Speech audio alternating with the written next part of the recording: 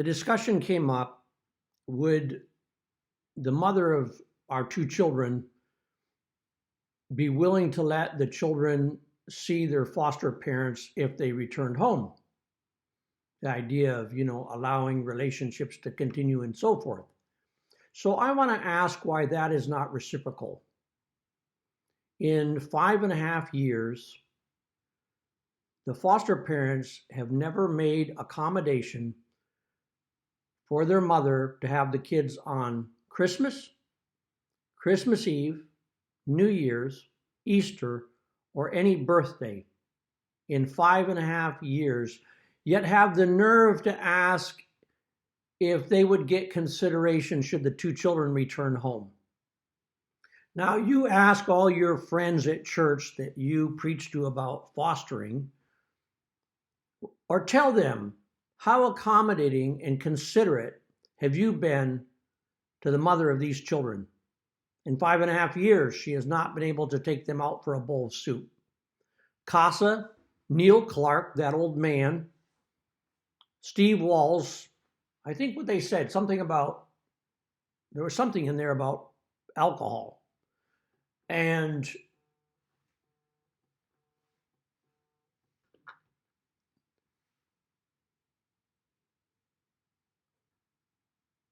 all the people at DHS have never had a problem with the fact that those two little kids have not gotten to spend a single holiday with their mother, not even for an hour. So think about that for a little while, because we're going to talk about everything. We're done with all this stuff where all this sly stuff goes on and everybody gets away with it and just pretends everything's fine, and DHS lies out their ass, okay? So now I want to talk about another lie out DHS's ass. Okay, there's this rat poison. The mother and son bought a new house, and on one of the visits to the house, Alum, he found a package of rat poison. Now, it says right on the back of the rat poison, this bait station may be used in areas accessible to children and pets. Okay? And if you look online, Tomcat, right here, Tomcat rat and mouse poison is considered the top tier safe for children poison. What it is, it's a chemical that causes the mouse or rat to stop wanting to drink water. So they dehydrate. Okay, that's how it works. All right. Now, if you look at this is one of these traps. Okay, this is the trap that Alum found at the house. Okay, I know because I saw it. My son showed it to me. All right, I had him search the entire house to see if there was any others there. All right, this was up out of the way on a top rack, and the son found it and brought it to my other son's attention. Okay, now if you'll look, the bait, this dehydration bait, is right here. It's on this side. There's a partition, all right? And there's an entry here, but you can't get your finger, around to the bait. My finger's a lot longer than my little son's finger is, and you can't get your finger around to the bait, okay? And they're sealed. So after I heard about this, I asked to see them. So my older son brought them and showed them to me. They weren't damaged. They weren't open. And they're sealed. There's no access. And so now I'm hearing from the likes of Sara Scott Pickett and Jackie Nix and everybody that somebody called in and said that the little boy found this and he licked it. He licked the bait. And then his older brother told him not to tell anybody. It's all bullshit. Okay? And I saw these. I saw this package that my older son brought. I asked him to bring it and show it to me. I wanted to see what it was. And they weren't opened. I don't know if you can get them open. You probably smash them with a rock and get them open. and nobody did any licking on these, okay? And I will write a sworn affidavit to the fact that I saw these and they were undamaged and unopened and no one had access to it, okay? And so DHS said, oh, someone called in the child welfare hotline and said that the little boy licked the bait inside, and was told not to tell anybody, okay? But that's what he told the foster parents, okay? Now we know that CASA tells foster parents to make up stories and exaggerate and make things sound real hazardous. So I can guarantee you that Steve Walls or Neil Clark told the foster parents to call this in and make up all this bullshit, okay? So my kids tell me that they're allowed to ride ATVs at the foster family. And so Jackie Nix, Sara Scott, they are the ones preventing the children from riding their ATVs at the farm. Now I'm going to ask you this question a whole bunch more times in this video. Here's the question. My kids are going to grow up and they're going to find out who lied to them. All right? And there ain't nothing anybody can do about that. All right? So it's going to get a little complicated because they're going to know exactly who lied and when they lied. And these videos are going to be a record. And who played along, who pretended they didn't know. And all the people that were involved in trying and working their best to keep these little kids from coming home. It's all going to come out. It's all going to be very public. Okay? You've done a lot of harm to my children. You all got together and agreed to lie. Okay? And the goal is for somebody to be able to own children that are not theirs. Okay? And go to church and pretend that everything's okay. Well, it's not okay. All right? You could come to this side and I could show you all the lies and how they do it, how they scam it. Right now, the chief offenders are Jackie Nix, Sara Scott Pickett, Oregon's DHS office in Polk County. Okay? Neil Clark, Steve Walls, you're all in it together. And I will make sure that my children know 100% who is involved and who did this.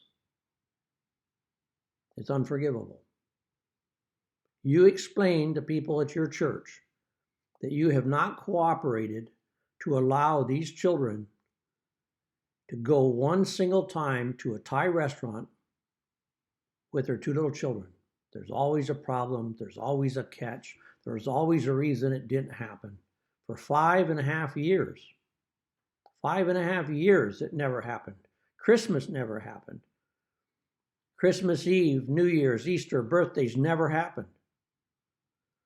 Everything in professional literature says young children must have more contact with their parents than older children to prevent alienation.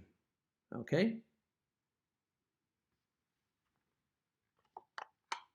And don't forget the rat poison. All right? This is another go-round with Sara Scott Pickett at DHS Polk County. And this is basically a conspiracy that Sara and DHS and them all run.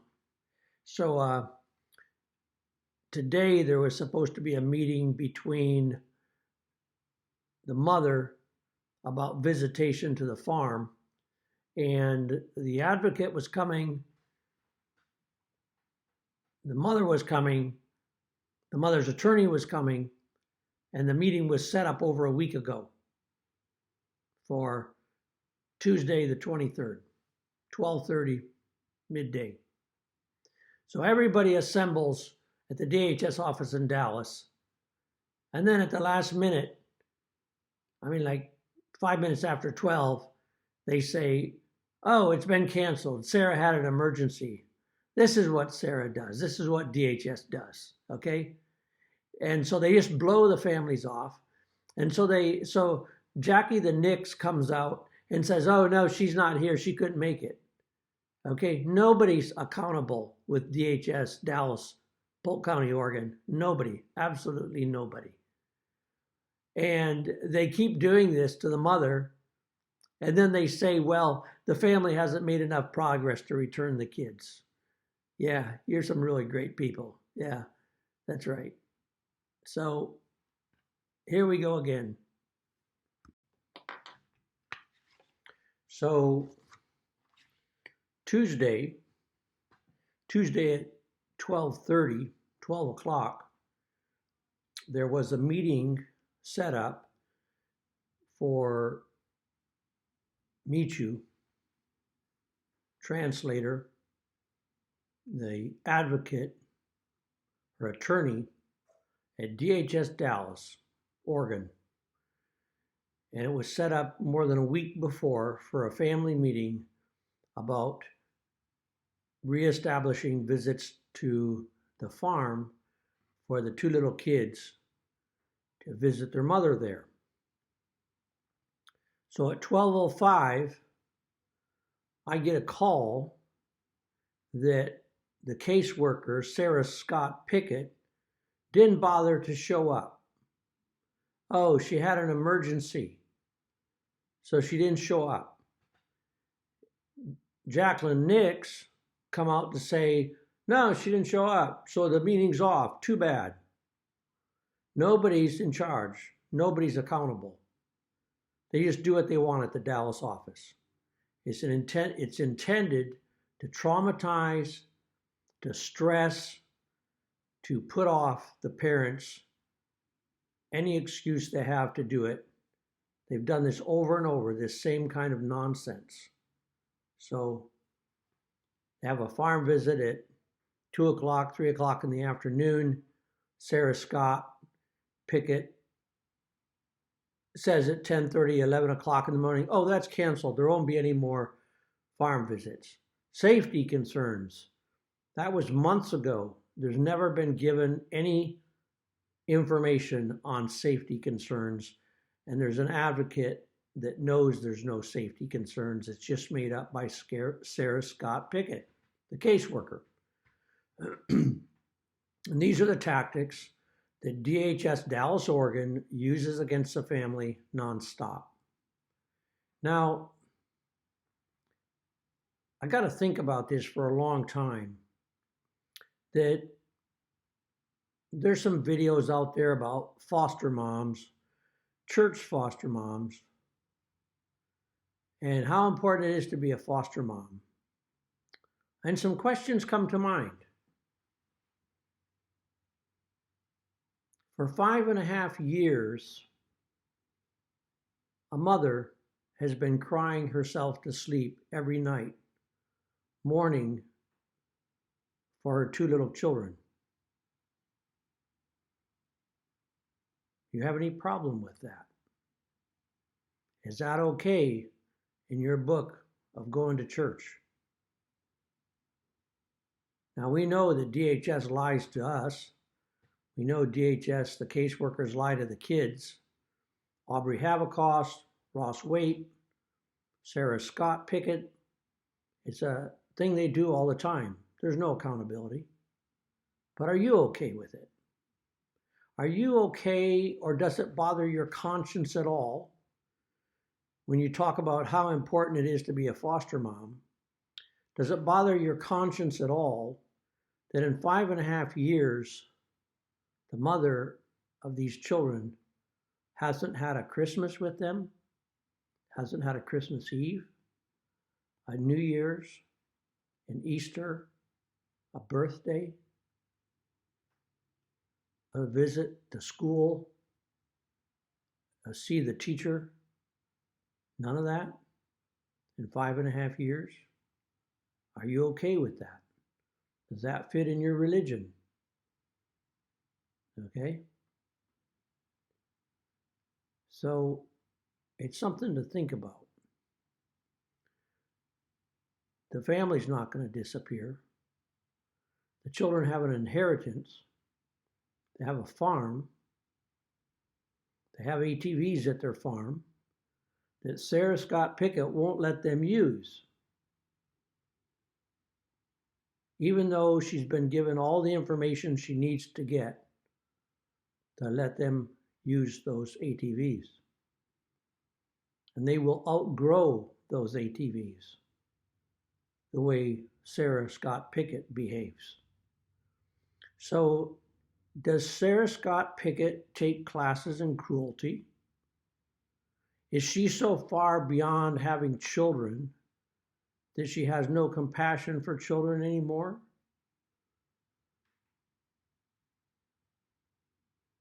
Think about the context of this. This is not a mother that uses meth or alcohol. She's a hardworking farmer. Has a foster mom ever gone out to her farm and seen what she does?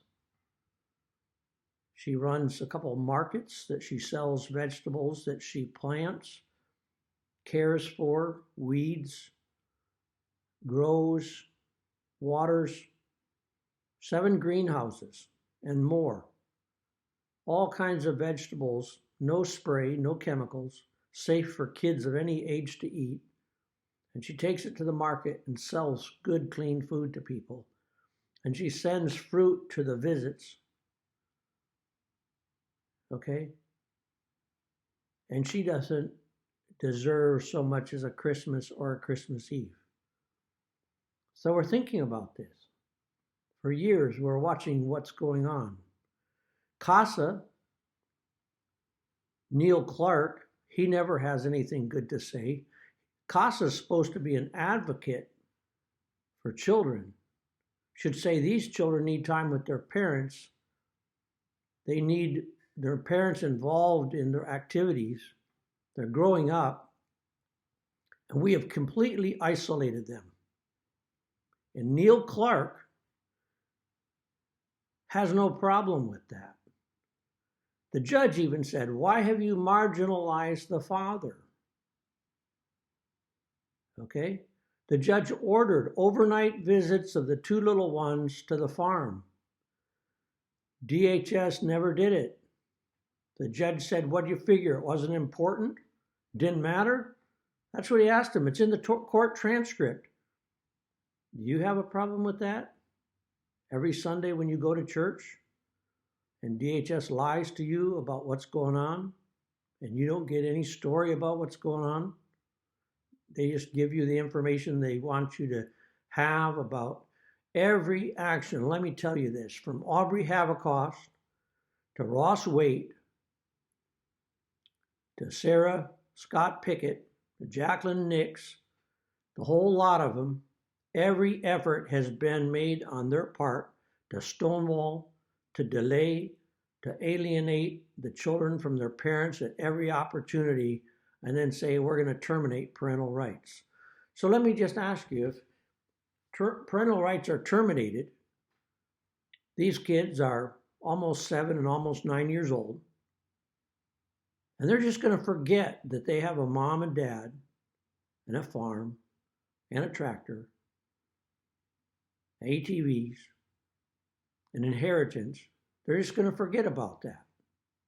You're going to erase their history. You're going to erase their culture.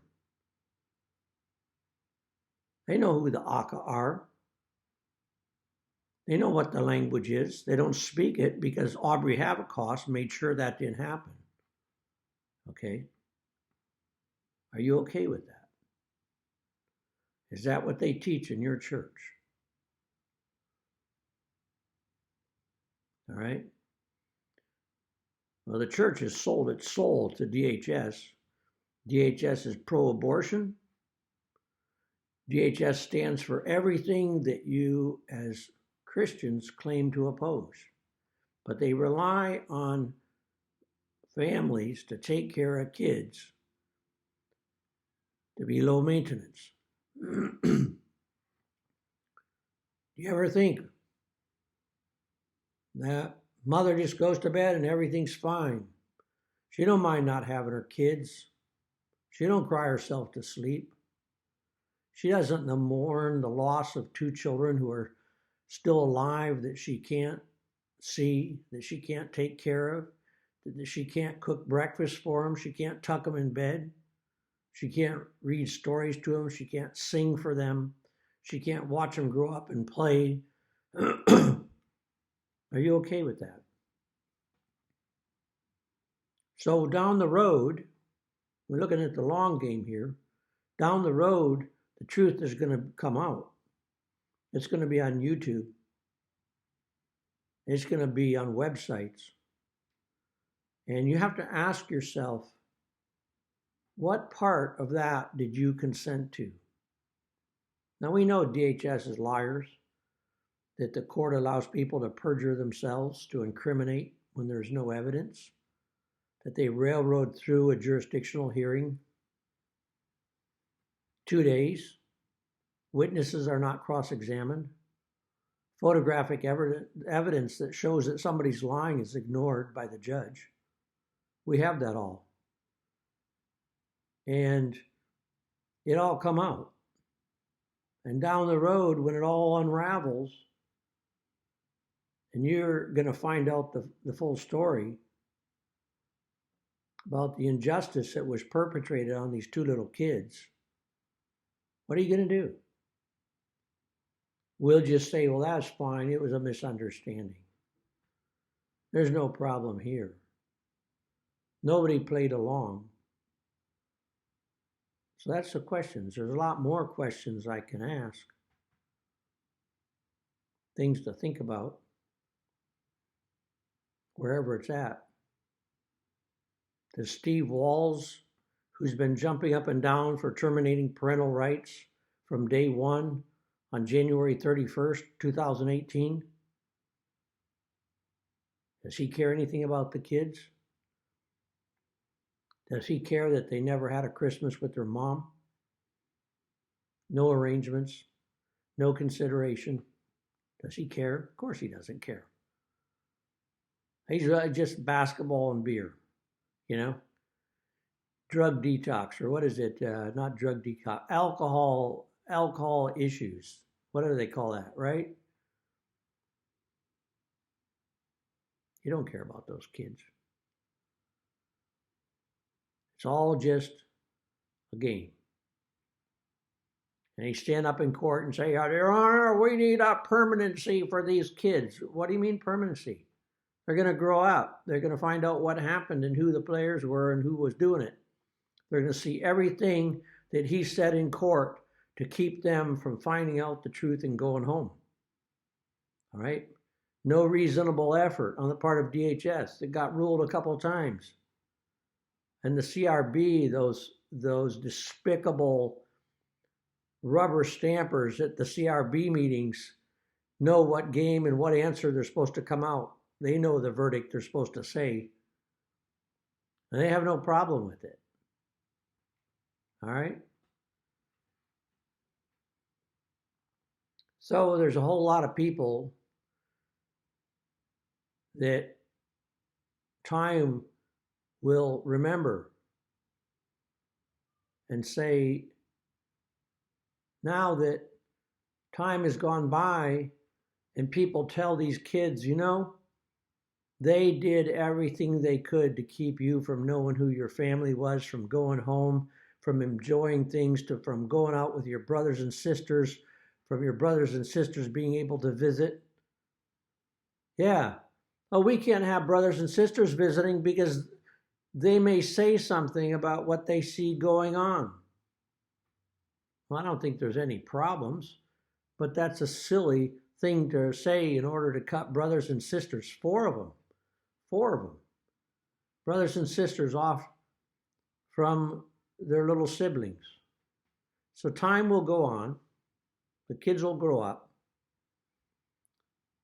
and people will be judged harshly for decisions they made to play along and pretend this was all okay. And we'll say, how do you get that off your hands? The agony and the sorrow that you willfully played into while you make videos about how wonderful it is to be a foster mom. Now, Sara Scott Pickett, she's a despicable person. She never answers emails, so that's why I'm on YouTube, is because it's the only way, apparently, to say anything, because the Dallas office won't answer emails. They make excuses. They block. They obfuscate. They delay at every point. They extend the time. And then they all yell, we need termination of parental rights because these kids have been so long. Well, they saw to it that it was so long. More than 5.5 years, they saw to it. Nobody gets forgiven in this game. Nobody's name gets erased. Nobody gets let go and said, oh yeah, it's fine now. Kids are 15 and 17, it's fine now. No, it'll never be fine. We will never allow it to be forgotten what was done and who was involved. And it will be published, every last bit of it. And the people who think that it's just okay and it'll be ignored, they're wrong. It won't be ignored. It'll be talked about. And people will know this is what happened. Oh, can it just be fun? We can all be friends at the end? I don't think so. I don't think it's just fun to crush people and then ask that it be indulged and that they don't talk about it, that it just be all swept away and no worries. Because time goes on. Some people pay in front, some people pay down the road. So everything's just happy-go-lucky while other children suffer. It takes me back to this subject. I was showing the kids today the video from China at the Aka festival, all their kin having a big celebration, more than 1 million of these people. And everybody's singing and dancing and singing ballads and telling stories, all dressed up. Akas from China, from Laos, from Myanmar, from Thailand, Vietnam, all there having a great time. And my kids said, hey man, they're brown just like us. They have brown skin just like us. And I said, yeah, those are your people. Those are your people. They speak that language. There's more than 1 million of them in another part of the world, and you're a part of that. For a couple thousand years, the Akas recited their genealogy because they knew who they were as a people and where they came from. And it went on for years. And I thought about the fact that in 5.5 years, their mother, Michu, hasn't been able to take them out to a Thai restaurant. She's a Thai citizen. Those children have right to Thai citizenship. And in 5.5 years, no one ever figured it was important to let a mother take her children to a Thai restaurant. That's how culturally sensitive the folks of Polk County are. That's how culturally sensitive all the good white folks at the DHS office in Dallas, Oregon are. It doesn't matter because it ain't white, all right? It's some foreign language, foreign people type stuff. They don't need to go to one of their own restaurants and eat food. Why would an Indian person need to go to an Indian restaurant to eat curry? Right? Why would a Vietnamese person need to go to a Vietnamese restaurant to eat food? Right? So why is it important for an Aka woman who grew up on the Thai-Burmese border in a war zone to take her children to a Thai restaurant and celebrate with them their culture and their food? Why is it important? How many generations, Sara Scott, can you tell me? Okay? How many generations can the rest of you people tell me? Well, I got something for you. Okay, so how many generations back can Sara Scott Pickett remember? Does she know? Does she have reference for? Okay? So we can say a generation is 30 or 40 years. All right? Well, here are the generations of two little children. And I'm going to read them to you. And you tell me if you think you're erasing nothing at all. You're not erasing anything, because they'll know where they came from. Okay? Sumio, this is those two little kids' generations. I'm going to read them all to you. Sumio, Utulu, Tuludzum, Zumalye. Each one of these is one generation. The name of that generation. Sumio, Utulu, Tuludzum, Zumalye, Moye Cha, Cha TC, TC Li, Li Pobe, Pobe U, Unyoza, Nyoza Cho, Cho Mo U J, J Tampon, Tampon Mung, Mon Ha Ton, Ha Ton J, J Le Nyo, Nyo Chi La Tombu, Tombu Su, Busu Le Lumbo, Bo Mo Po Ti, Ti Sa Bio, Bio Ma Zon, Zon Je Wu Ze Shu Ma Mien, La Tse Bion Mu Ja No Mo,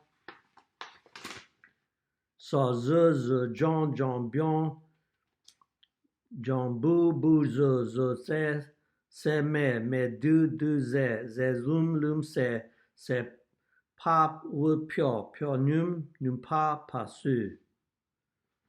Their grandfather, Ase, okay, and their mother, all right? 54, 55 generations, name by name. And those kids will know that. And nobody out there has that. Those kids know who they are. They're going to know who they are. They're going to know all the wonderful people they're related to, okay? And we got a bunch of trashy people at DHS Oregon and Dallas Polk County that say, it's not important. It doesn't mean anything. Forget about it. We're erasing it. We're doing to you what we did to the Native Americans out in Grand Ronde. All the different tribes we rounded up out there, got rid of. We're going to do the same thing to you. This is Polk County, okay? It's not going away. It's not going to be forgotten. Those kids know they're connected to something really special. So it just makes me wonder what people think they're doing to try to erase and disconnect two little children from who they are.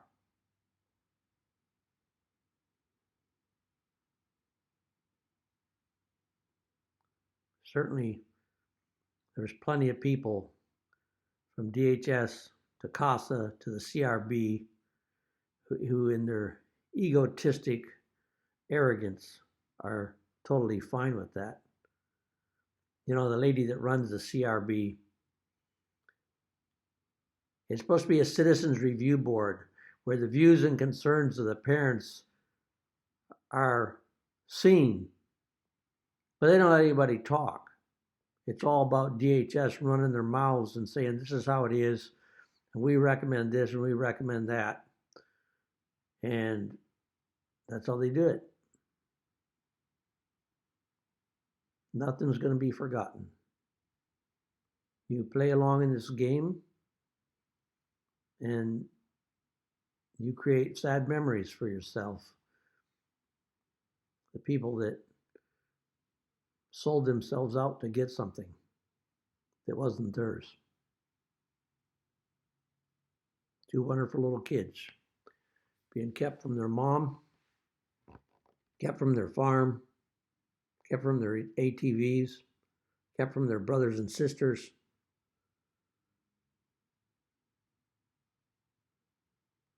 And all these DHS workers racking up a salary and a pension for screwing people over.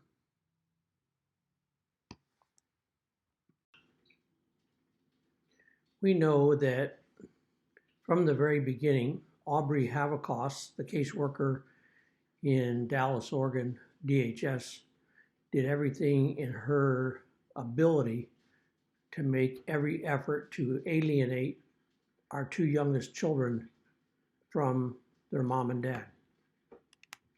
Every opportunity she used for that purpose. And that went on for several years. So there was no Christmas, there was no shared holidays, there was no consideration to the mother whatsoever for those two youngest children in their infancy. This is against every recommendation by medical, by counseling, by legal experts on the well-being for children. Infants are supposed to have more contact with their parents than older children because of their age. Rothwaite was no different. Stacy Dashner was no different. Ritter was no different. A little sneakier maybe, but no different. And Sara Scott is certainly no different. Every effort has been made and allowed to happen on the part of the court.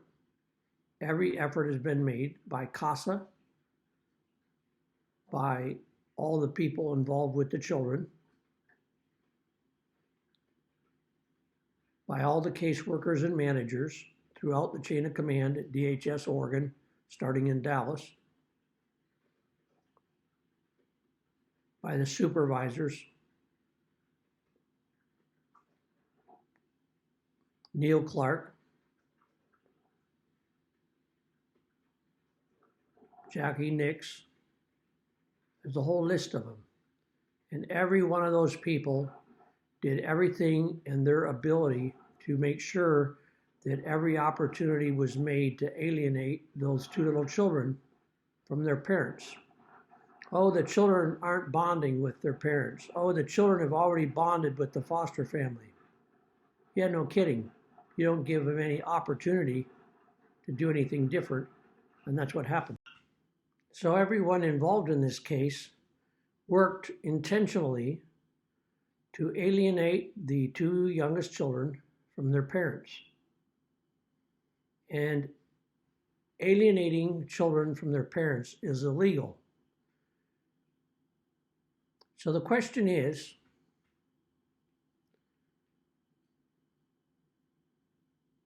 has someone agreed to collude and to go along with that, to alienate our children? Has someone decided that they're going to make every effort to keep our children for themselves, and that that's okay? Where is the evidence that this is not the case? Where is the evidence that any effort has been made to not alienate these children from their parents? We had a SSA, a couple SSAs. One was good. A couple others were agitators, people trying to make the case as bad as possible against the parents. Obviously, they were doing this with the consent of office staff at DHS Oregon in the Dallas office. So somebody look at this case and explain to me, point out to me one single person who was not intentionally or agreeing to alienate these children from their parents, from myself, from their mother. I see no evidence otherwise. No holidays, no birthdays, no shared events, no communication. Children mysteriously don't show for pre-agreed upon appointments to do something. One or the other doesn't show mysteriously. So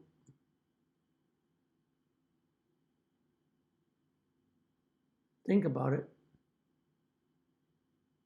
How are you not in collusion with the efforts of all these people to alienate these children from their parents?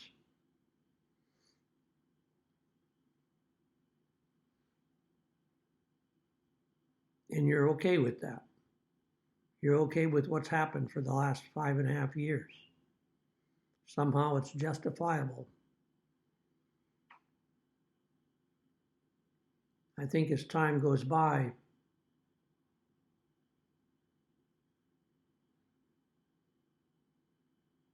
you might see it differently. You might realize it was stupid and selfish and arrogant.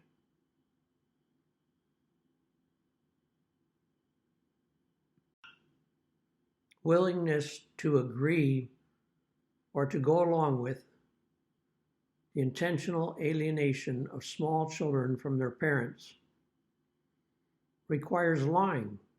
It requires lying to the children, and it's mean and it's cruel. It requires lots and lots of lying and dishonesty. And that's what this is about. And that doesn't go away so easy. And one day, these two children are going to find out the names of all the people who lied to them. Think about it. From January 31st, 2018 till present, attorney Stephen Ray Walls has done everything in his ability to make sure that those children are alienated from their mother and father. The judge took issue with this. Why are you marginalizing? But Steve Walls, and I think if we were to look at the legal precedents of ethics, Steve Walls at no time has made any effort to do anything other than push for alienation and adoption of these two small children. He knows all about beer and basketball, yada, yada, yada, but he has never made any consideration that there might be a basis at some point, at some reason, at some time, that these two little children, from a professional standpoint, should have time with their mom and dad more than they got.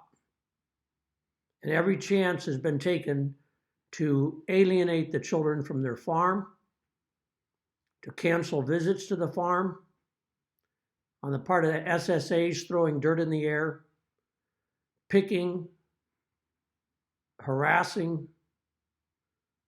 agitating, and making false accusations. And I think that time will tell that there were many, many ethical violations on the part of attorneys, and the part of DHS, and on the part of CASA. CASA is supposed to be an advocate for children.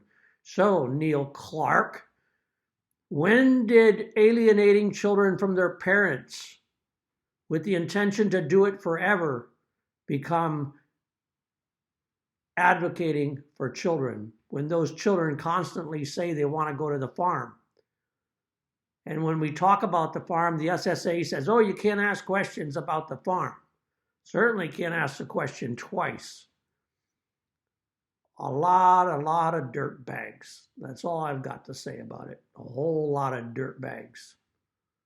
No one is going to escape blame and guilt for what's going on here in the efforts to alienate these children. And the children are going to find that out. They're going to know.